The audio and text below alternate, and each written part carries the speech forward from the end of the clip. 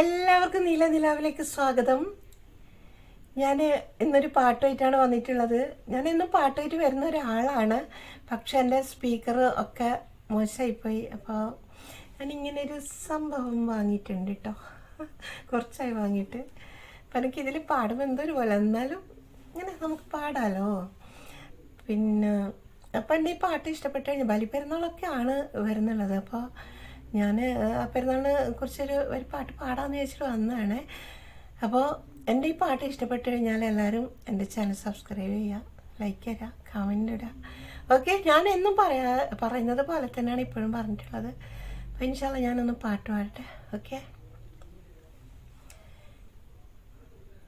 ഇബ്രാഹിം നബിയോനിൽ ഇടതടവില്ലാതിര പകലൊരു പോൽ ഇരു കൈകളുമേന്തിക്കൊണ്ടൊരു കുഞ്ഞിനെ പ്രാർത്ഥിച്ചു.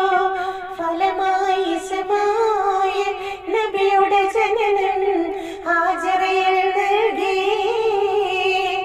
ഇബ്രാഹിം നബിയോനിൽ ഇടതടവില്ലാതിര പകലൊരു പോൽ ഇരു കൈകളുമേന്തിക്കൊണ്ടൊരു കുഞ്ഞിനെ പ്രാർത്ഥിച്ചു. ഫലമായി ഇസ്മായിൽ നബിയുടെ ജനനം ഹാജറയിൽ നൽകി.